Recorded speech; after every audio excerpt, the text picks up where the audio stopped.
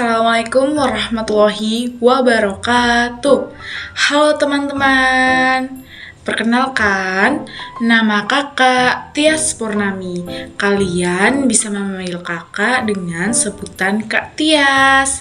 Nah, hari ini kita akan belajar tentang IPAS. Apa itu? Nah, iya betul, IPA dan IPS.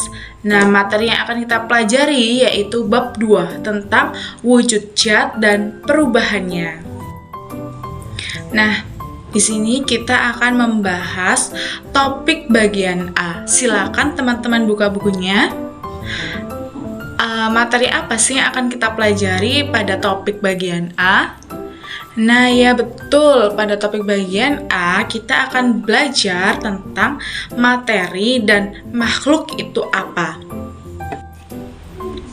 Ada yang tahu apa itu materi? Atau Bu, apa sih itu materi?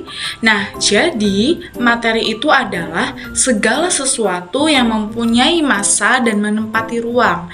Nah, materi ini ada yang berupa makhluk hidup dan ada yang berupa makhluk tak hidup.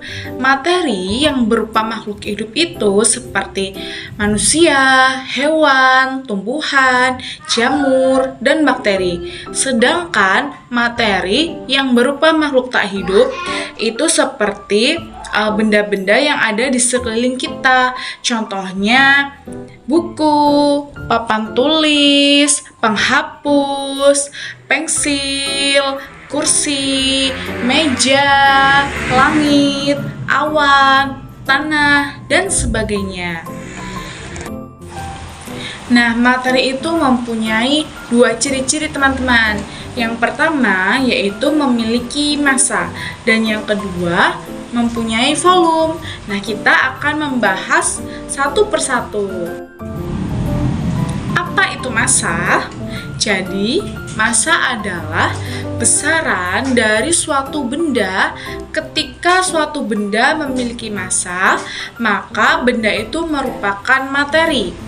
Massa suatu benda bisa berbeda dengan massa benda lainnya.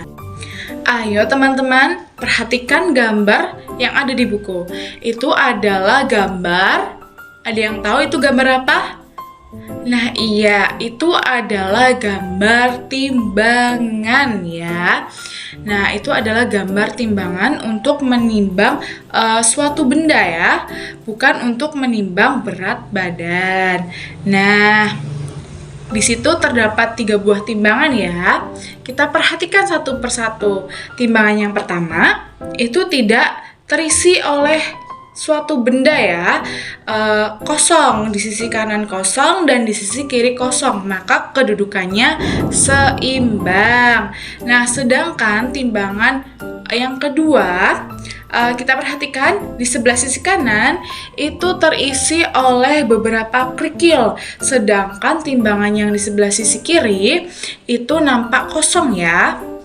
Makanya timbangan itu tidak setara karena yang di sebelah sisi kanan itu terisi oleh beberapa kerikil, sedangkan yang di sebelah sisi kiri itu kosong. Jadi posisinya tidak setara, melainkan berat yang di sebelah kanan. Jadi timbangan yang di sisi kiri itu naik ke atas dan timbangan yang di sisi bawah kanan itu turun ke bawah.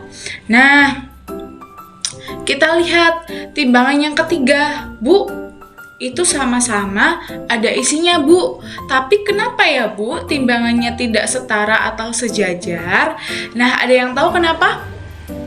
Nah, tadi kan sudah dijelaskan bahwa massa pada suatu benda itu berbeda dengan massa pada benda yang lain. Nah, kita perhatikan timbangan yang ketiga ya. Di sisi kanan itu terisi oleh beberapa kerikil, sedangkan di sisi kiri itu terisi oleh beberapa batuan. Nah, sudah jelas pastinya bahwa timbangan yang terisi beberapa bebatuan itu massanya lebih besar daripada timbangan yang diisi oleh beberapa kerikil, maka kedudukannya itu tidak sejajar. Nah, karena massa bebatuan ini lebih besar dari massa kerikil, maka timbangan yang terisi oleh beberapa batuan itu turun ke bawah, sedangkan timbangan di sisi kanan yang terisi oleh beberapa kerikil itu naik ke atas. Nah, seperti itulah pengertian massa. Apakah teman-teman sudah paham? Baik, kita lanjut ke materi berikutnya ya. Nah, materi selanjutnya, apa itu volume, Bu?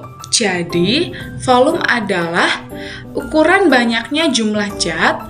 Bedanya adalah biasanya massa digunakan untuk mengukur banyaknya zat padat, sedangkan volume biasanya digunakan untuk mengukur banyaknya zat cair. Contohnya seperti air, minuman, oli, dan lain sebagainya. Nah, tadi kan alat ukur yang digunakan untuk mengukur massa adalah timbangan.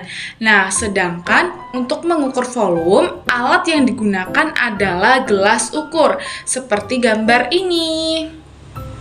Nah, ini ada berbagai macam gelas ukur yang sudah memiliki ukuran mililiter dan liternya di dalam gelas tersebut. Jadi, mempermudah kita saat kita mengukur air, berapa liter air tersebut atau berapa mililiter air tersebut sesuai dengan garis yang terisi pada gelas ukur tersebut. Bagaimana sih hubungan massa dan volume? Teman-teman ada yang tahu? Nah, jadi kan tadi sudah dijelaskan bahwa massa digunakan untuk mengukur zat padat, sedangkan volume digunakan untuk mengukur banyaknya zat cair seperti air, minuman, oli, dan lain sebagainya. Nah, sebagian sesuatu disebut materi jika menempati ruang tertentu atau menempati volume tertentu.